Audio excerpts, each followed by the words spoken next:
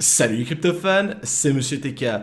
Je suis ravi de vous revoir pour discuter encore une fois de minage crypto avec vous. Le sujet du jour est un très gros morceau car il représente l'un des choix les plus complexes et l'un des plus importants si vous décidez de vous lancer dans le monde du mining. Il s'agit tout simplement de savoir vers quel type de carte graphique, aussi appelé GPU, vous tournez et comment bien le choisir pour être le plus efficace.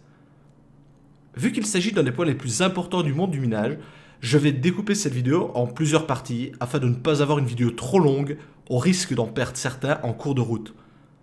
Avant de regarder cette vidéo, je vous invite également, si vous ne l'avez pas déjà fait, à regarder ma précédente vidéo sur le sujet, vous expliquant notamment comment choisir les composants nécessaires pour monter votre rig.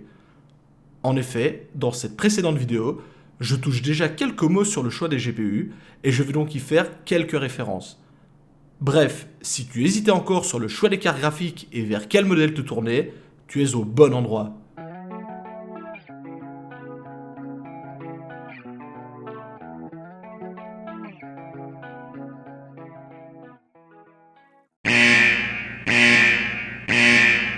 Alors, avant d'aller plus loin, une petite précision est nécessaire. Vous devez savoir que le monde du hardware évolue extrêmement vite, et particulièrement celui des GPU.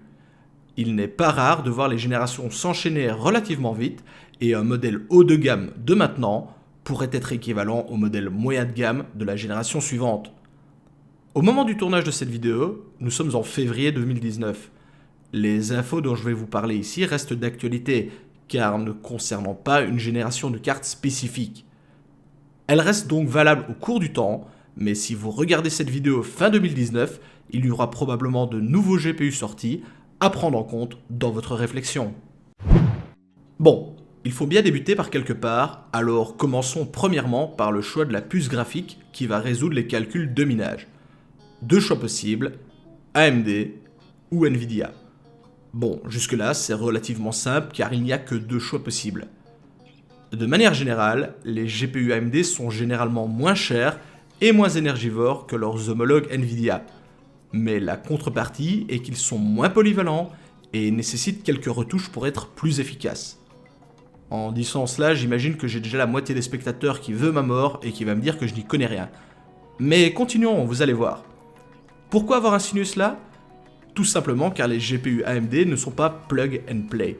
Ce qu'il faut comprendre par là, c'est tout simplement que si vous placez une carte Nvidia sur votre rig, celle-ci va directement et sans modification, excepté les overclocks mais nous y reviendrons plus tard, vous donner le maximum de puissance.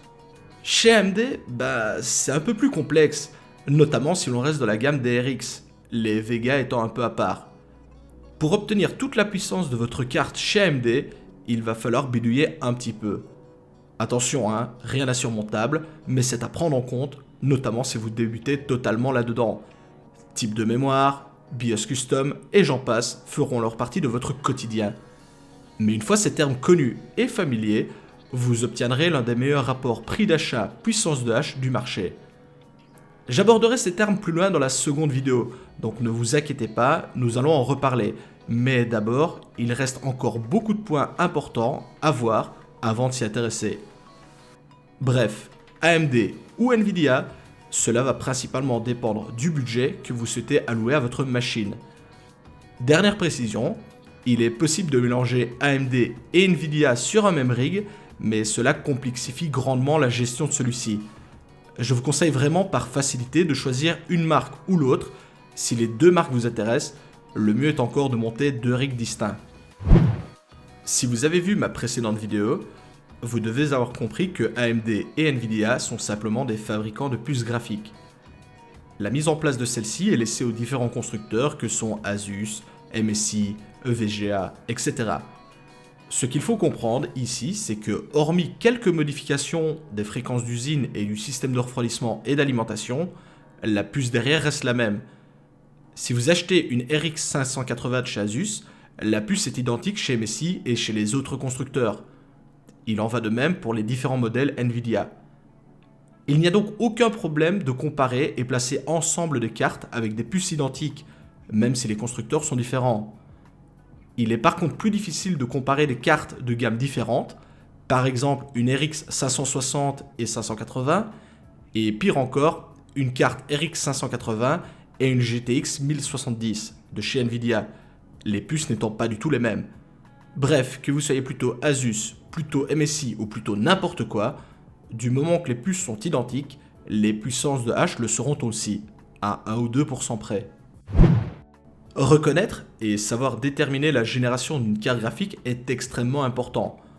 En effet, impossible et même impensable de vouloir miner avec le PC de votre grand-mère en espérant gagner un petit quelque chose. Bien que le monde du mining soit relativement ouvert et qu'il soit pratiquement possible de miner avec n'importe quoi, il existe un minimum requis tout de même. Commençons par AMD. Chez AMD, c'est le chiffre des centaines qui indique la génération. Celle-ci a commencé avec la génération 200, puis 300, puis 400, et nous sommes actuellement à la génération 500. Il existait bien des cartes avant, notamment les fameuses HD 7970 qui à l'époque faisaient fureur dans le monde du gaming, mais celles-ci sont actuellement bien trop anciennes que pour espérer en faire quelque chose. Concentrez-vous plutôt sur du matériel plus récent, idéalement des cartes de la génération 500. Mais ce n'est pas tout, AMD a sorti il n'y a pas si longtemps une génération de cartes plus haut de gamme sous la dénomination Vega. Celle-ci représente le haut de gamme de chez AMD et concurrence directement le haut de gamme de chez Nvidia. Celle-ci se décompose en deux gammes, la famille Vega 56 et Vega 64, les modèles 64 étant plus puissants que les 56. Elles sont plutôt rares dans le milieu du minage car très peu vendues et surtout ont une consommation bien plus importante. Les mineurs privilégient alors les modèles moins chers de la gamme et surtout moins énergivores. Cependant, pour miner du Kryptonite, celle-ci propose une très grosse puissance de hash. Passons maintenant à Nvidia. Chez Nvidia, c'est également le chiffre des centaines, voire des milliers, qui détermine la génération. Comme pour AMD, il est possible de remonter également très loin, mais les cartes n'ont alors que très peu d'intérêt dans le minage. Nous avons donc eu la génération 500, 600, 700.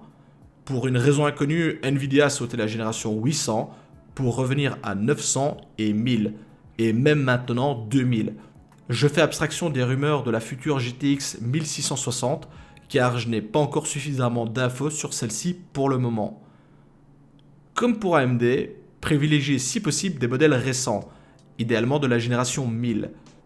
Pour le moment, la génération 2000 étant très marginale, très peu de logiciels de minage sont capables de les prendre en charge.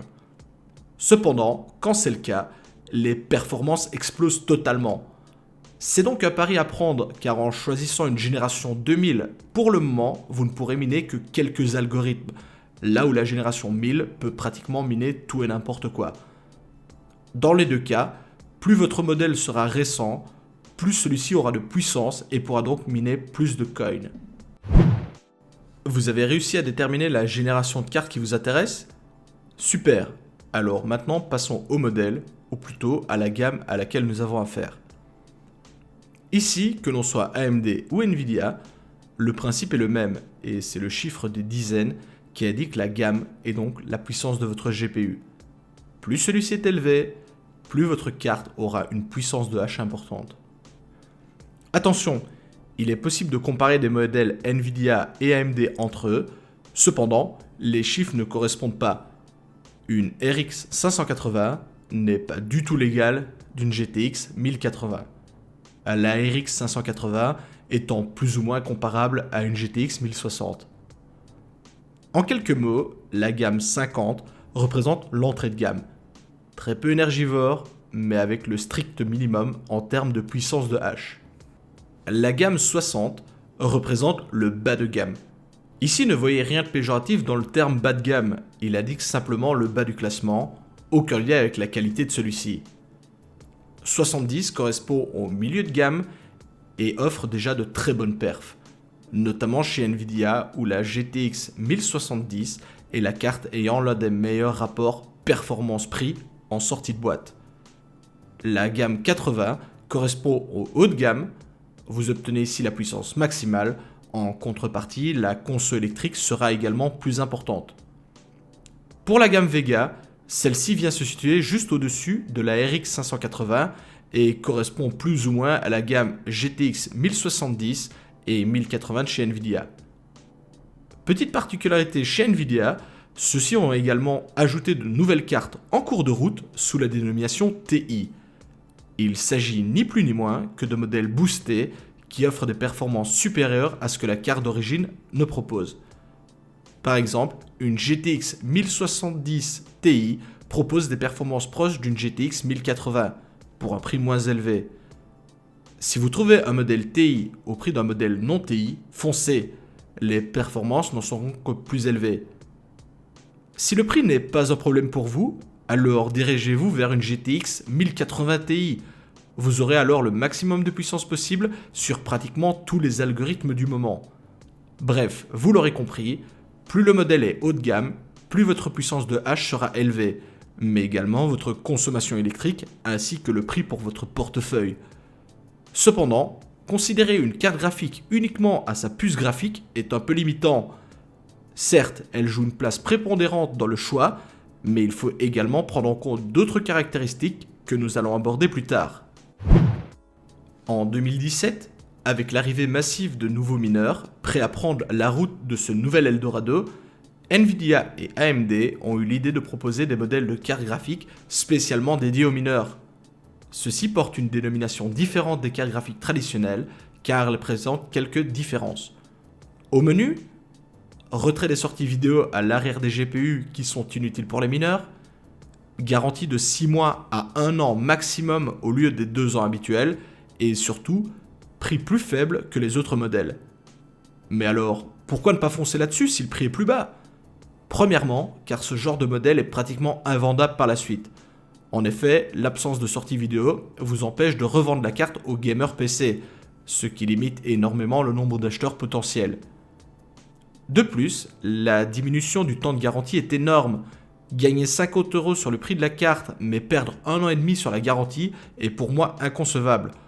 Or, quand on utilise un GPU H24, il faut s'attendre à voir ceci faiblir au fil des années. Je tiens également à tordre le cou à cette idée qui a longtemps circulé sur le fait que les fabricants ne reprennent pas les GPU qui ont servi au minage. Sur le papier, c'est vrai, et il est généralement indiqué que votre GPU ne passera pas en garantie si vous avez miné avec. Dans la pratique, il est pratiquement impossible pour un fabricant de différencier un GPU qui a miné ou non. Le truc étant de ne pas envoyer une dizaine de cartes d'un seul coup. Bref, pour moi, ici le jeu ne vaut clairement pas la chandelle.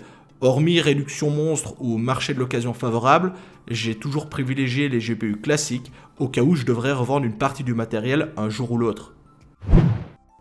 Juste derrière le choix de la puce graphique, c'est le choix de la quantité de mémoire embarquée par votre GPU qui compte énormément. Cette mémoire est aussi appelée VRAM dans le milieu. Une même carte graphique peut être vendue en plusieurs modèles possédant une quantité de mémoire vidéo différente. C'est par exemple le cas des RX 580 qui peuvent être vendus en modèle 4Go ou 8Go. Pareil chez Nvidia où la GTX 1060 se décline en modèle 3Go ou 6Go. Le but de cette technique est de développer la gamme pour les fabricants afin de contenter les différents acheteurs issus principalement du milieu du gaming. Vous devez savoir que la quantité de mémoire embarquée par votre carte n'influence que très peu, voire pas du tout vos performances en minage, contrairement au monde du jeu vidéo. Mais alors, vous allez me dire, autant acheter le modèle avec moins de mémoire car ils sont moins chers. Et vous n'auriez pas tort, sauf que, eh oui, il y a un sauf que. Bien que la quantité de mémoire n'impacte pas votre puissance de hash, vous devez savoir que certaines cryptos nécessitent un minimum de mémoire pour pouvoir fonctionner.